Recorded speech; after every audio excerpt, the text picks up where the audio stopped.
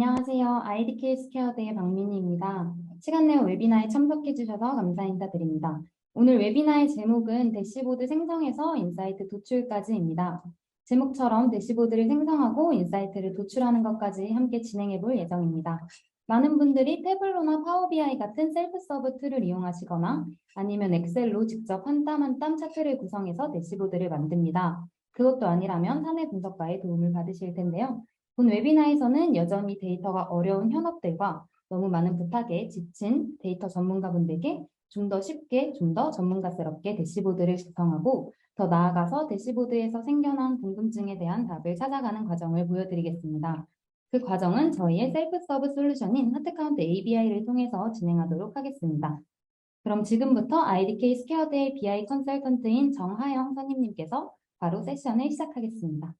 안녕하세요. IDK 스퀘어드의 정하영입니다. 먼저 하트카운트를 처음 접해보시는 분들을 위해 제품을 간단히 소개시켜 드릴게요. 하트카운트에는 크게 BI 툴과 분석 툴이 있는데요. BI 툴에서는 데이터베이스로부터 데이터셋, 차트, 대시보드 만들기가 스트레이트로 가능합니다. 분석 툴에서는 코딩 없이 클릭만으로 데이터셋 탐색과 시각화를 할 수 있습니다.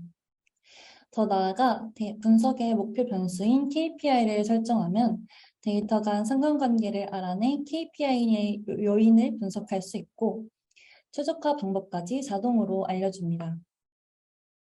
이번 웨비나에서는 BI 툴을 이용해 매달 매출 실적을 보고할 수 있는 대시보드를 만들어보고 분석 툴로 넘어가 매출 요인 분석과 마케팅 시에 어떤 고객을 타겟팅하는 것이 효율적인지 알아보는 시간을 가져볼게요.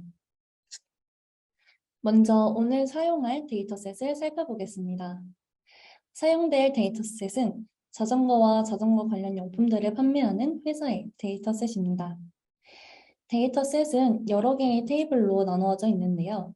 이 중에 몇 개만 살펴보시자면 고객 테이블에는 고객명, 생일, 성별, 연봉, 자녀수, 직업, 주택 소유 여부 등으로 포함되어 있고 상품 테이블에서는 상품명, 상품 설명, 상품 색깔, 사이즈, 스타일, 원가, 가격을 알 수 있습니다. 주문 내역 테이블에서는 상품 키, 고객 키, 지역 키와 함께 주문 수량이 나타나 있습니다. 여기서 SQL문을 이용하면 각 키들을 기준으로 테이블들을 조인하여 하나의 데이터셋으로 만들어줄 수 있습니다. 각 칼럼들의 데이터 타입을 변환하거나 계산식을 추가하는 작업도 가능한데요. 이 데이터셋에서는 상품의 원가와 가격을 소수점 첫째 자리에서 반올림해 주었고 상품 가격의 주문 수량을 곱한 토탈 어마운트 컬럼 그리고 생일을 이용한 고객 연령 컬럼을 추가해 주었습니다. 저희는 KPI를 토탈 어마운트로 설정하고 이걸로 대시보드를 만들어 보겠습니다. 먼저 데이터셋을 저장해 줄 건데요. 제한 행수를 설정하고 실행을 버튼을 누르면 해당 SQL문으로 만들어진 데이터셋을 확인할 수 있습니다. 아까 보신 매출 데이터에 상품 정보, 고객 정보, 지역 정보가 추가되었네요. 크리에이트 차트 버튼을 누르면 데이터셋을 저장함과 동시에 차트를 생성할 수 있습니다. 제목을 설정하고 데이터셋을 저장해 줄게요.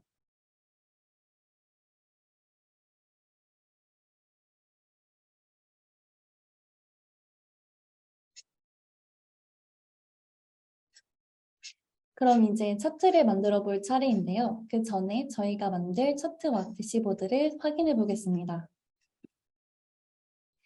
이런 형태의 대시보드를 만들어 볼 예정인데요.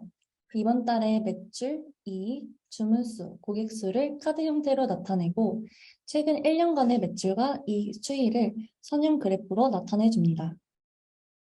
아래에는 어떤 나라에 진출했는지, 어떤 나라와 카테고리에서 잘 팔리는지를 나타내 줄게요.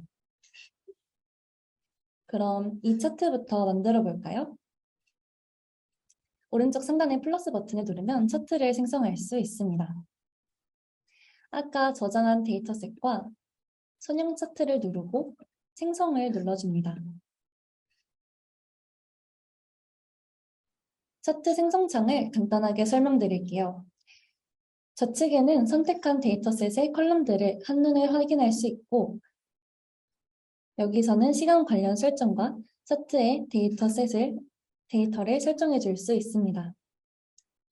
X축에 나타내고 싶은 데이터는 이 칸에, 그리고 Y축을 나타내고 싶은 데이터는 매트릭에 나타내주면 됩니다. 저희는 X축을 주문 일자로 설정하고, 매트릭에는 주문 금액과 이익의 합을 나타내 줄게요.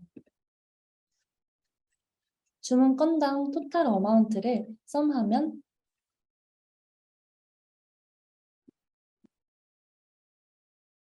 매출이 나타나고, 주문 건당 토탈 프로핏을 썸해주면 이익이 나타납니다. 연필 버튼을 눌러 변수명도 변경해 줄게요.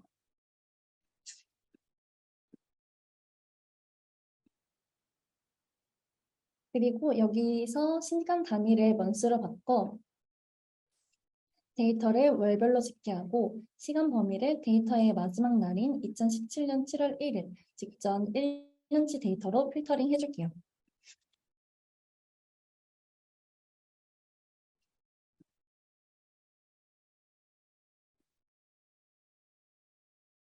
차트 생성을 누르면 완성된 차트를 확인할 수 있습니다. 매출과 이익이 잘 나타났고 변경된 변수명도 확인되네요.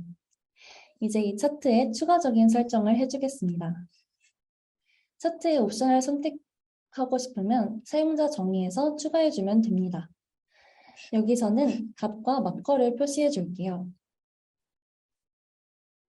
시간 형식에서는 영문으로 나타나 있는 month를 숫자로 변경할 수 있습니다.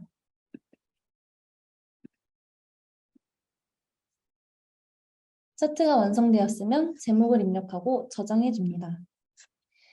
저장할 때 대시보드를 선택해주면 해당 대시보드에 차트가 자동으로 추가됩니다. 저희는 미리 만들어둔 대시보드를 선택해 줄게요.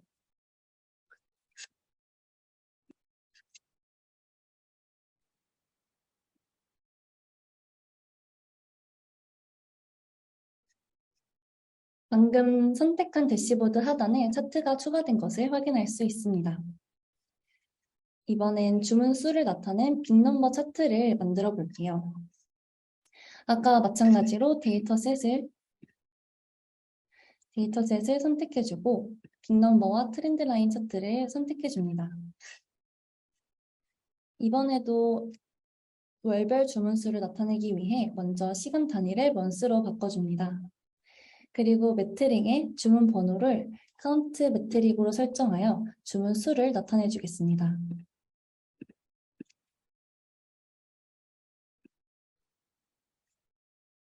차트 생성 버튼을 눌러 만들어진 차트를 확인합니다.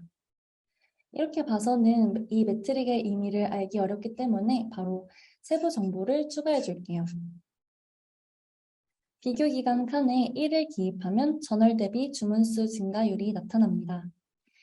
증가율 뒤에 설명을 붙이고 싶으면 비교급 표시칸에 설명을 기입해주면 됩니다. 해당 기간을 나타내기 위해 타임스탬프 보기를 체크해줍니다. 차트가 완성되었으면 제목을 입력하고 저장해줍니다.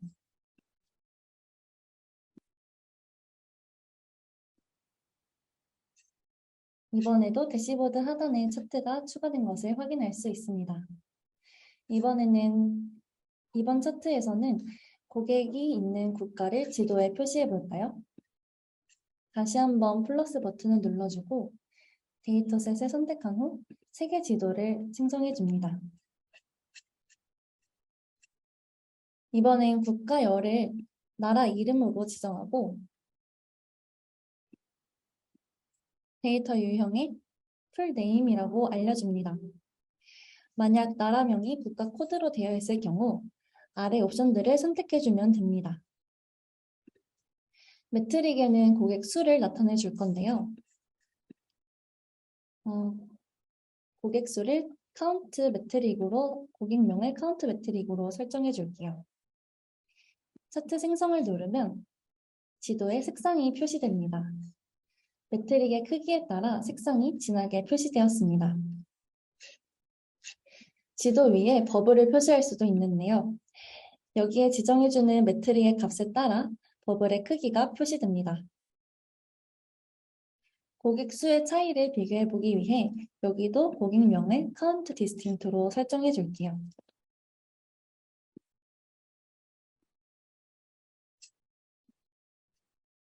차트가 완성되었으니 대시보드에 추가해 주겠습니다.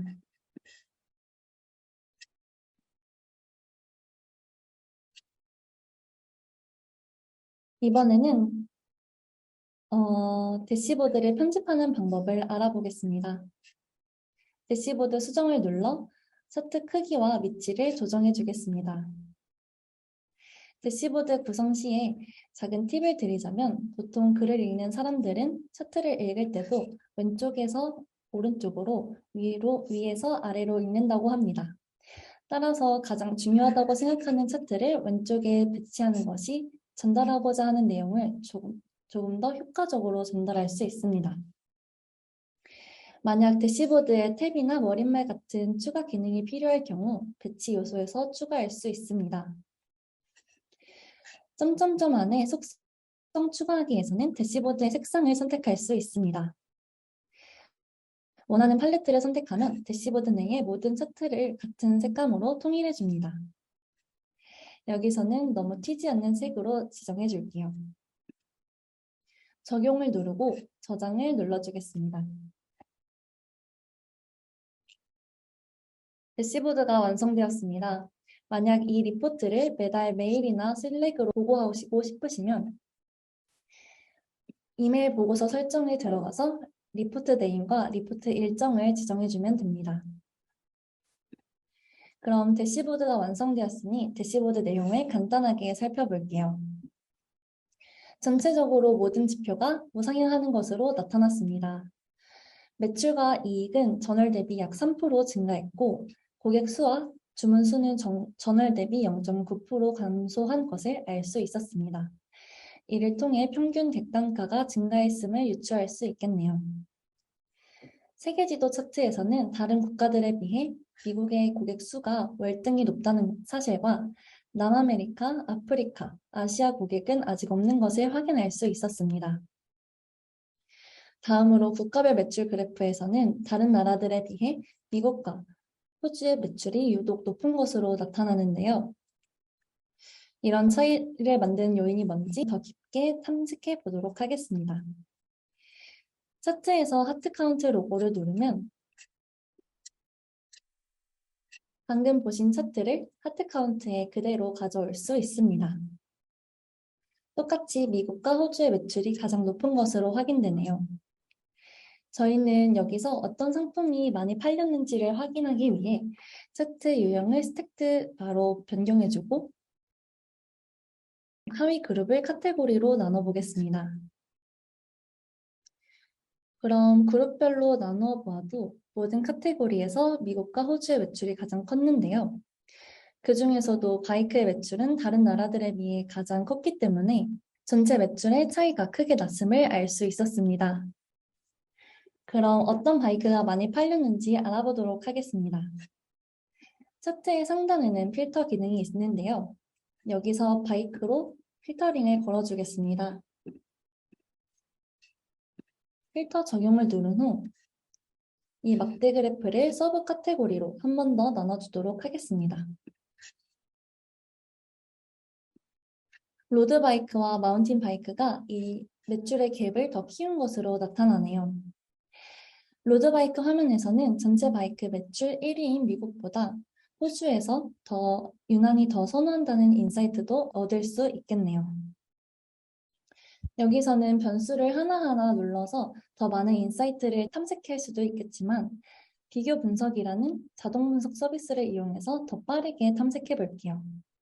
이 기능을 통해 잘 팔리는 두 국가와 나머지 국가 두 그룹 간의 매출 차이를 나타내는 요인을 알아보도록 하겠습니다. 캠페인 저장을 눌러주면 하트카운트가 분석을 실행합니다. 저장한 캠페인은 캠페인 관리에 추가되는데요. 분석을 마치면 분석 서비스가 활성화됩니다. 저희는 여기서 비교 분석을 들어가 볼게요.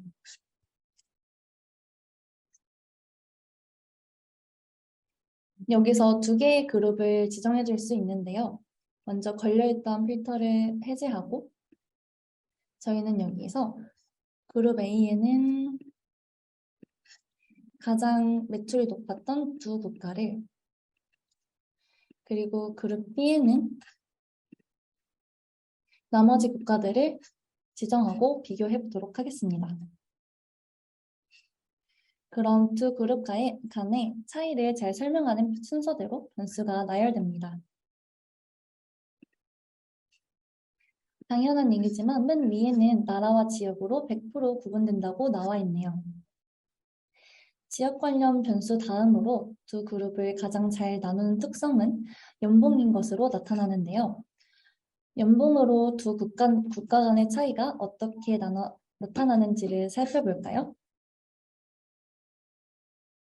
연봉을 세 구간으로 나누었을 때 매출이 낮은 국가인 그룹 B의 67%가 연봉이 낮은 구간에 속하는 것으로 나타났습니다. 반면에 그룹 A의 특성을 보면 연봉이 비교적 높은 구간에 속하는 고객이 72%를 차지하는 것으로 나타나네요. 이를 통해 잘 팔리는 국가들의 고객이 비교적 연봉이 높고 그 매출이 높은 매출을 불러왔음을 알 수 있었습니다. 이렇게 두 그룹의 차이를 연봉으로도 설명할 수 있고 아래와 같이 직업으로 차이를 설명할 수도 있었습니다. 더 많이 팔린 국가에서는 전문직, 관리직, 기술직에서 조금 더 많은 비중을 차지했고 덜 팔린 국가들에서는 사무직, 노동직의 비율이 더 많았다는 인사이트를 얻을 수 있었습니다. 그럼 이제 다시 대시보드로 돌아가 한 가지를 더 살펴볼까요? 이번엔 이 차트에서 깊게 들어가 보면서 구체적인 마케팅 타겟을 찾아보도록 하겠습니다.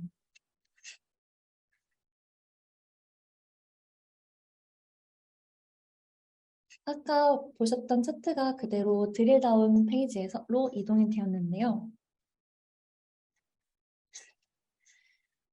매출이 가장 큰 비중을 차지하는 것은 역시 바이크인 것으로 나타났습니다. 이익의 총합도 마찬가지인지 한번 드릴다운 해볼게요.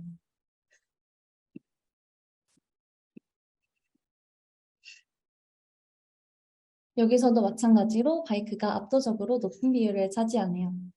그럼 바이크를 마케팅 타겟 상품으로 지정하도록 하겠습니다.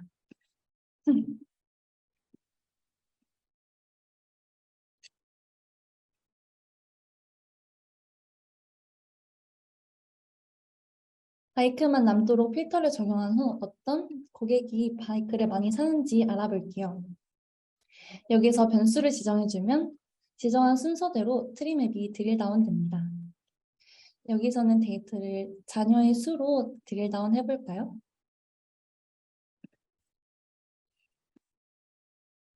분석을 눌러주면 서브 카테고리가 자녀의 수를 기준으로 드릴다운 되었습니다. 대체로 큰 파일을 차지하는 그룹은 자녀 수가 적은 그룹임을 알 수 있었네요. 이렇게 변수를 선택하고 하나하나 들어가 보면서 마케팅 타겟을 구체적으로 정할 수도 있겠지만 저희는 다른 변수 간의 관계를 한눈에 확인할 수 있는 스몰 멀티플즈 기능을 활용해 보도록 하겠습니다. Y축에 토탈 어마운트를 지정해주면 매출과 나머지 변수들과의 관계를 한눈에 확인할 수 있습니다.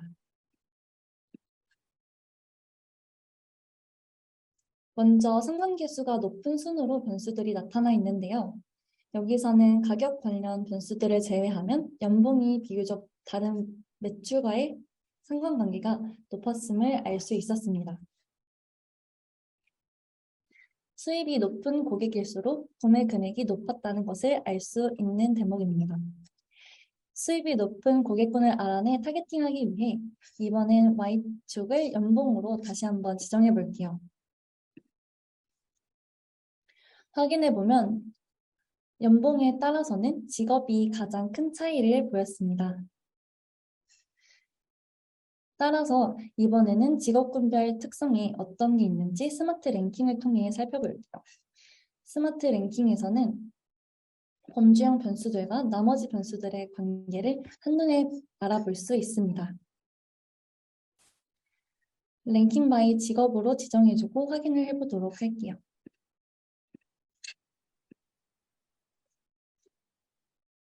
그럼 각 변수들이 직업별로 랭킹된 것을 한눈에 확인할 수 있는데요. 먼저 레코드 숫자를 살펴볼게요. 레코드 수는 주문 건수를 나타냅니다. 주문 건수는 전문직, 기술직, 사무직, 관리직, 육체 노동직 순으로 나타났습니다. 이 중 특이한 점은 관리 직군의 경우 주문 수는 적었지만 평균 금액은 가장 높은 것으로 나타났습니다. 각 직군별로 평균 금액을 확인하여 그에 맞는 가격대의 제품을 마케팅하는 것이 좋겠습니다. 이번에는 마이크로 세그먼트 기능을 통해서 좀 더 빠르고 정확하게 맞춤화된 고객을 찾아보도록 하겠습니다. 자동 분석 서비스를 이용할 때는 캠페인 저장이 필요합니다. 캠페인을 저장해 줄게요.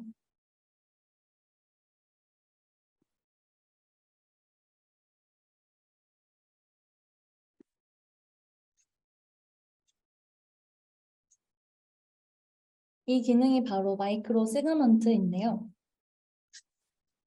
설정한 변수에 최적화된 규칙을 자동으로 찾아줍니다. 저희는 타겟 고객을 알아보기 위해 변수를 고객과 관련된 특성으로 지정해 줄게요. 고객의 나이, 연봉, 대륙, 나라, 교육 수준, 성별, 자가 소유 여부, 결혼 여부, 직업, 그리고 자녀 수를 기준으로 변수를 선택해 줄게요. 필터 적용이 완료되었으면 분석을 눌러줍니다. 최적화 규칙은 토탈 어마운트로 지정해 줄게요.